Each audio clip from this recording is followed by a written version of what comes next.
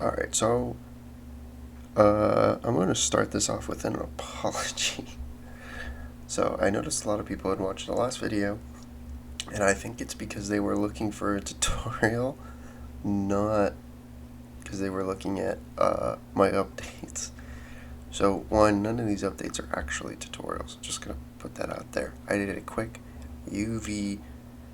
how to up the UV tiling using the texture coordinator node. I think I'm saying that correctly.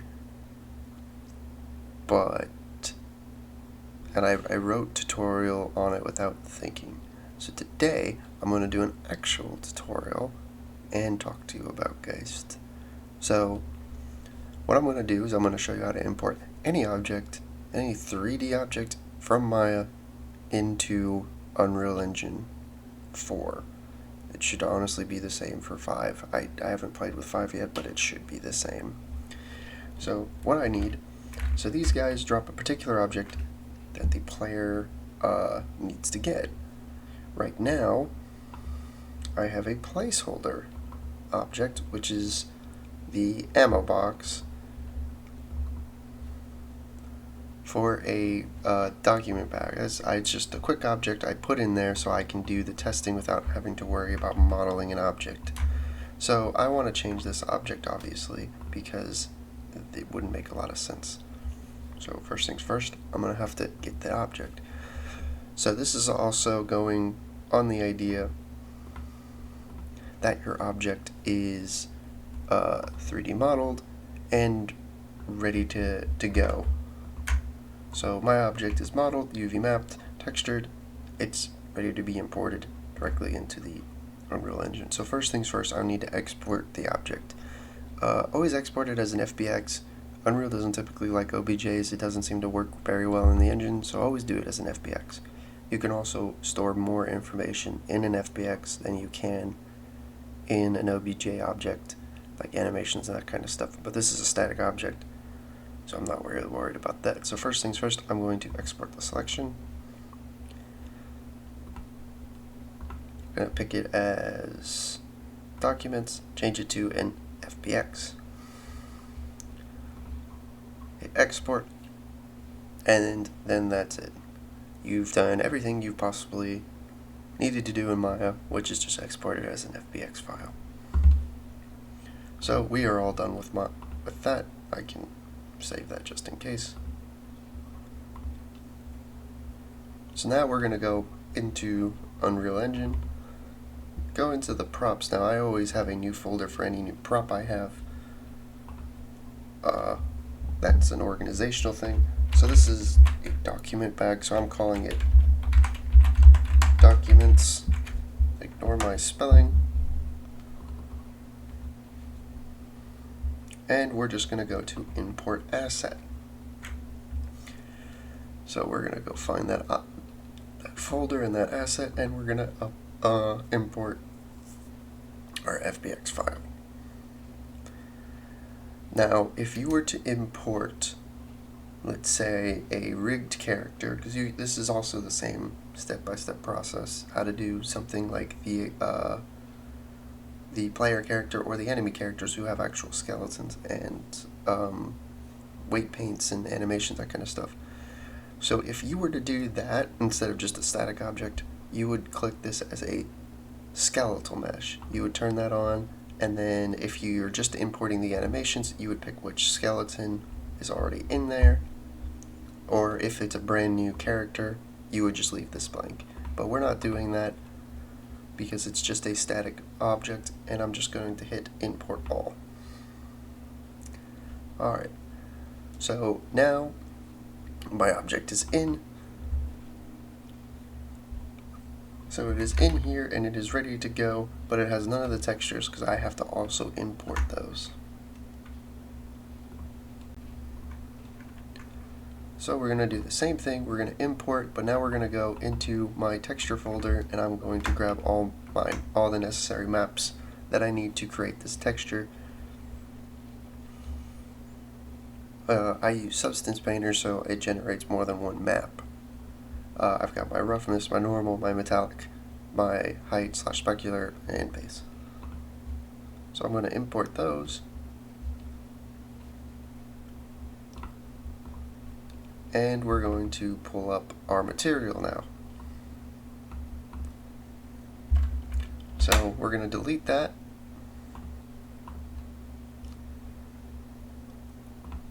Let me move this over to my other screen to make this a little easier. And I'm going to select all my maps. You can't see this, but it's being dragged into the material file itself. And I'm going to go plug in each one according to what they are. So very first one is my roughness map. Just going to plug that in. My normal. This one is my metallic. And now this is the height map. I always plug my height maps into the specular. That seems to work very well. And then my base color. Now, once I have all my maps plugged in, I'm just going to hit apply. And now if we look at the object, we can close that out. Now it is actually textured to how I want it. Now, keep this in mind. None of the objects you ever import have any form of collision. You always have to add the collision. I'm not going to add any collision to this object, but you would just go to collision and then you would add whatever collision makes sense for you. If you can always preview the collision. So this would be a it's not previewing. Okay, we'll preview the complex, but not the simple. Don't ask me why. So this would be complex. Oops, I need to turn my camera speed down. I've lost my object. So this is the complex collision if this is what I wanted. I don't want it to have collision, so I'm not going to add collision, but this is what the would look like complexity wise. Interesting. So complex is it basically tries to make a collision perfectly shaped to the object. Simple would be more like it just makes a generic box around it. If you want a more complex collision because you might need it, go down to the collision presets or the collision and change from project default and use complex collision as simple. Change it to that. And then when you go up, you will add, I typically add a 18 DOP simplified collision is typically what I add. But like I said, I'm not adding collision. This is just if you want to add collision. Alright, but now my object is in. All I have to do now is go over and select my new mesh. And I'm going to want to scale this a little bit because it is a bit small. I want it to be a little easier to see. I'm going to change. No, I might keep the box collision. I gotta play with that a little bit more. And then there you go. Now my documents that the player needs to collect is perfectly in the game. So what I have done, now the tutorial over. You can leave the video now if you want. So now that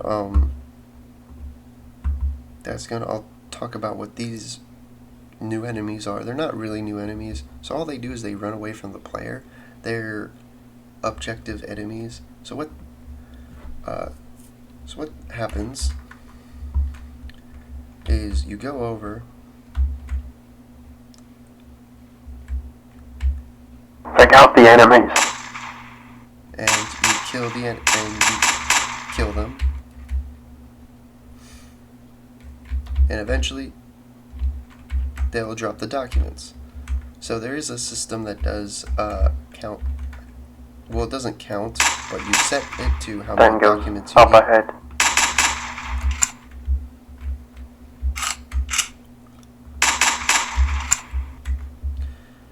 So anytime you pick up more documents, that number will go down.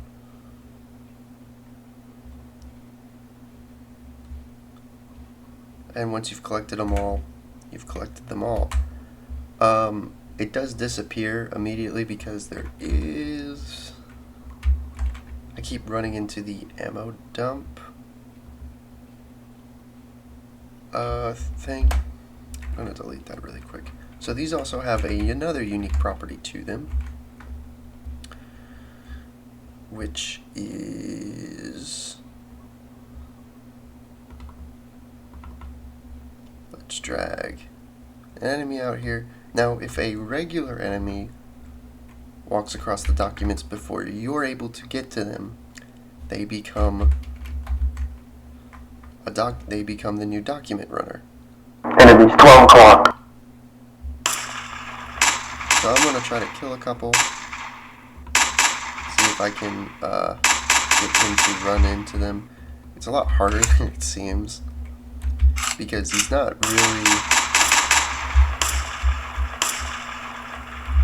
Oh, see? There he goes. So now he's become a document runner. I'm gonna change. So now if I kill him, he drops the document.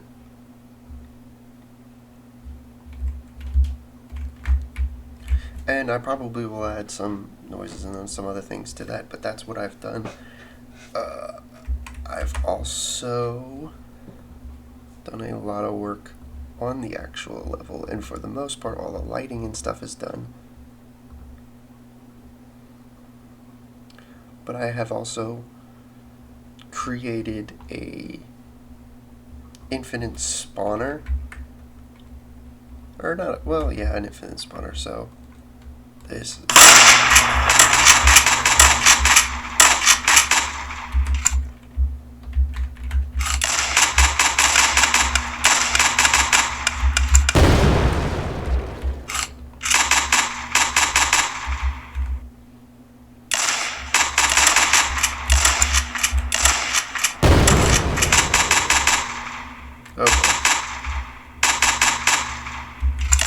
So these guys are all over the map, and they just come find the players wherever you are.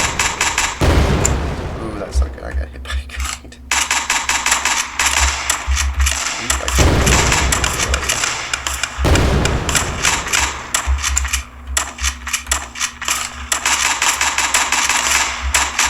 Oh, I'm actually going to die. I didn't take them seriously.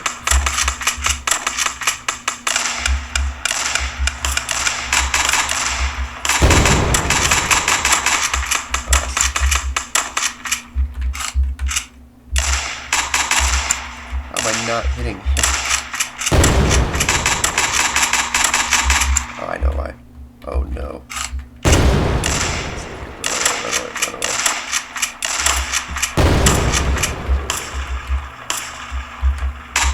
So there's also not going to be as many enemies that spawn when you start, and I haven't added health packs or anything. Oh, that's okay. Oh no.